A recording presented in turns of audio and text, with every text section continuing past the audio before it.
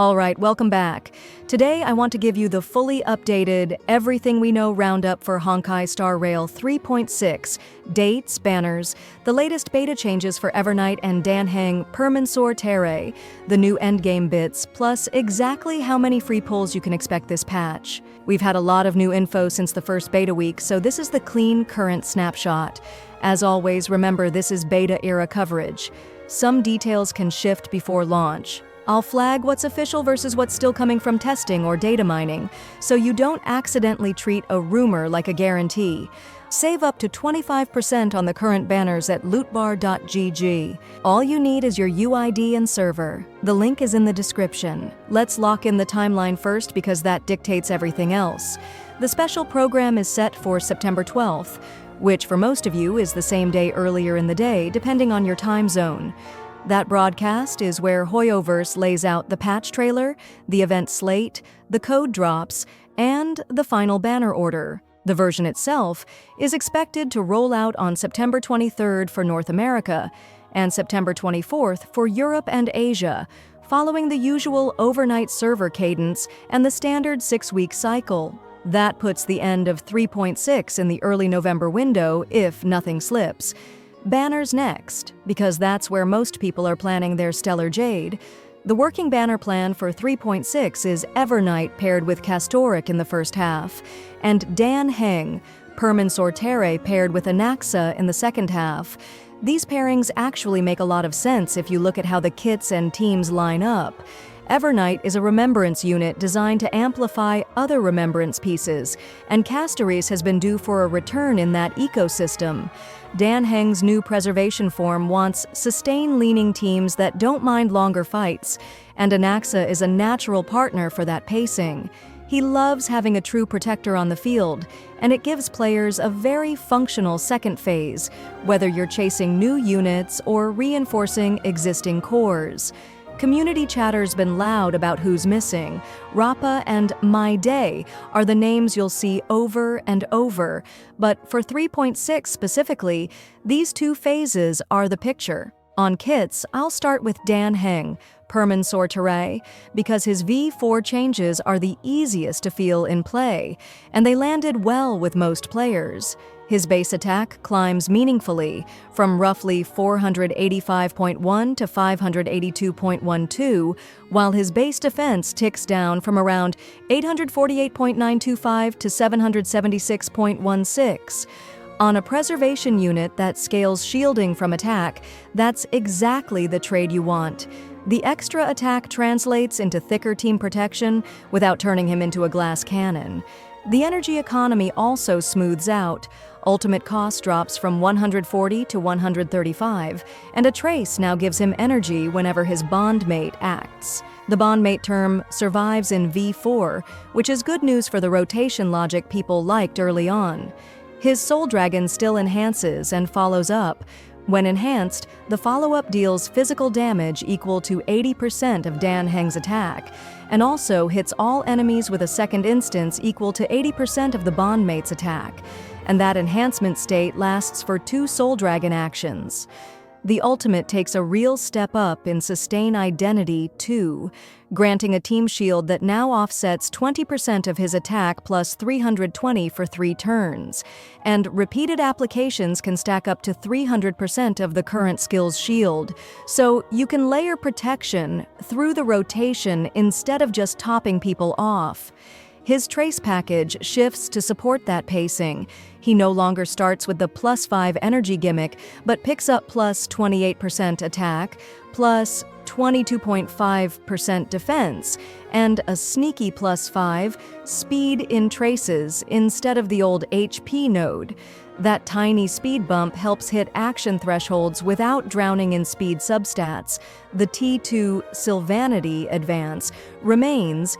He still gets a 40% action push at battle start, and when the bondmate uses an attack, he now regenerates 6 energy and advances Soul Dragon by 15%, which is exactly the kind of 1-point short fix that makes rotations feel natural. Net-net, these are conservative but very meaningful quality-of-life buffs that make him easier to run at Eidolon 0 with a generic high attack cone. The fantasy of an ultimate sustainer who protects without giving up offensive scaling is much clearer. Evernight is messier, but in an intentional way. The direction of travel is to push her further into a support DPS role that amplifies Remembrance Shells while still letting her cash in Memoria for real ice damage moments. Her memo sprite cadence gets clarified. When she summons, the unit immediately takes action so you feel it right away. When it disappears, Evernight gains 10% speed, and if the disappearance is caused by using Dream Dissolving as Dew, she gains an additional 1% speed per point of Memoria consumed. That boost doesn't stack and falls off at the start of her next turn, but it rewards you for routing into spends rather than hoarding. Her skill, Day Gently Slips, now consumes 10% of her current HP rather than max HP and cannot kill her, which makes repeated presses mid-turn much safer. The sprite's critical damage buff shifts from a flat 60% to a scaling model equal to 30% of Evernight's own critical damage for 2 turns.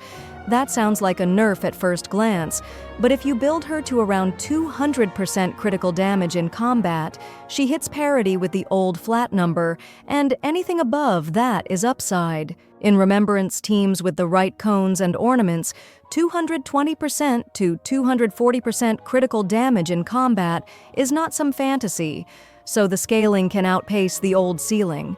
Pressing the skill also tops up her economy more aggressively now, 2 Memoria by default, or 12 if she's in the Darkest Riddle state, so she can reach spender thresholds cleanly.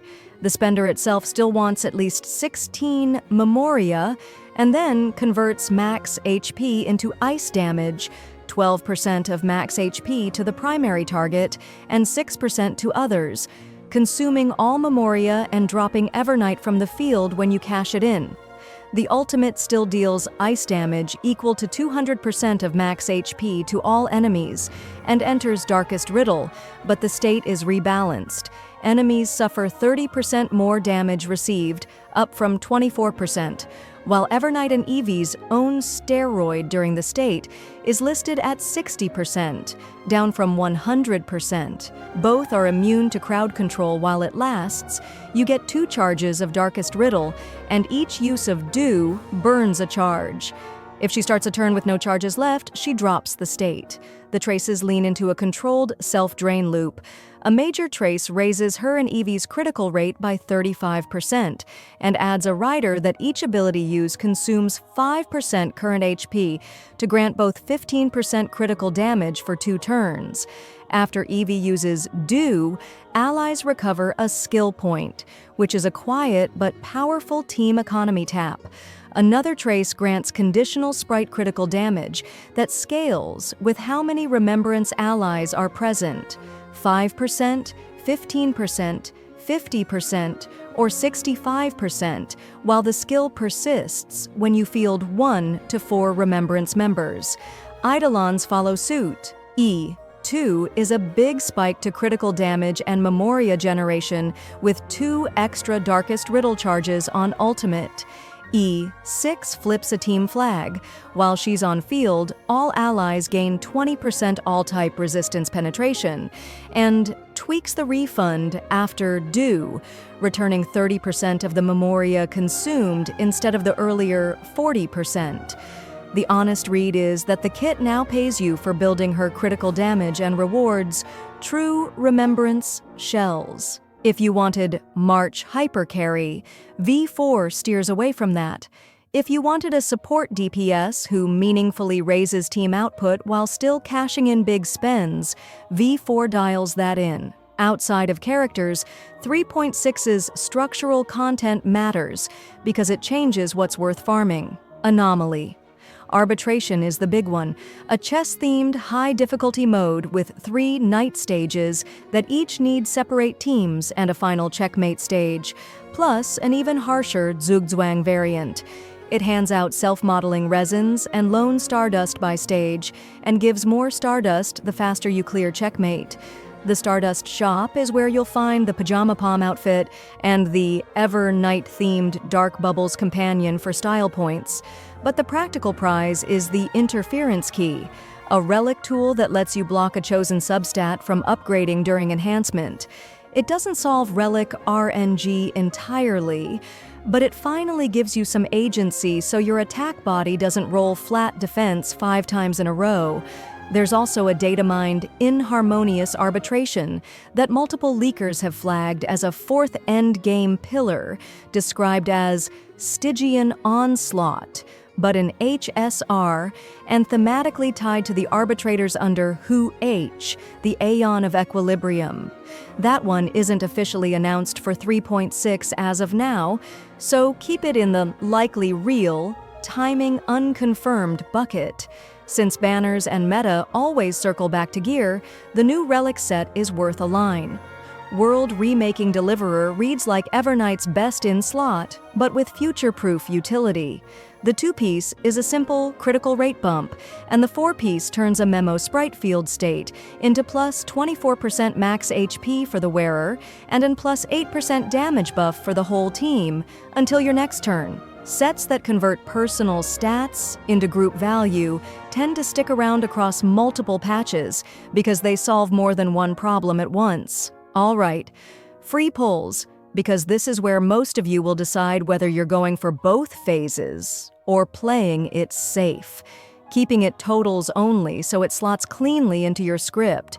Free-to-play players are looking at roughly 16,750 Stellar Jade across the patch, which works out to around 100 pulls once you account for the free tickets.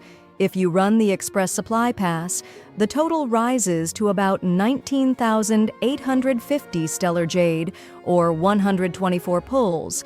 If you stack both the Pass and Nameless Glory, you're sitting at roughly 21,175 Stellar Jade, or about 132 pulls for the patch. There's also a 7-day login event handing out 10 special passes and the usual 3 livestream codes for 300 Stellar Jade during the special program. Codes expire fast, so grab them the day of the stream. One more note because it affects planning.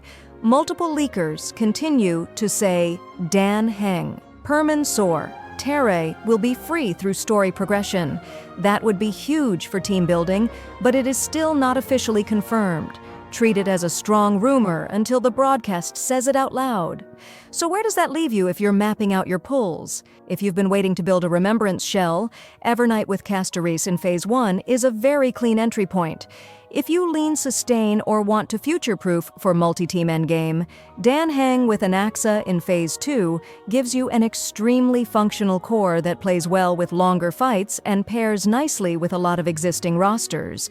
The patch itself looks like a mix of hardcore plus fun. New challenge content with meaningful rewards for min-maxers, cosmetics and pets for collectors, and practical quality of life like the interference key for literally everyone who's ever bricked a relic. I'm curious where you're landing. Are you aiming for Evernight first and using the rumored free Dan Heng to round out Phase 2? Are you skipping the mascot moment to chase Anaxa Eidolons or a light cone instead? And how do you feel about the endgame direction? Does the chess motif with cosmetics and relic QOL feel like the right kind of grind? Or are you hoping inharmonious arbitration lands sooner to really push the ceiling? Drop your plans and your copes in the comments. I read them all and they help me prioritize the follow-ups. If you want more breakdowns like this, post-beta kit changes, banner math, sources, and day 1 testing, make sure you're subscribed so you don't miss the next deep dive. Save up to 25% on the current banners at lootbar.gg. All you need is your UID and server. The link is in the description.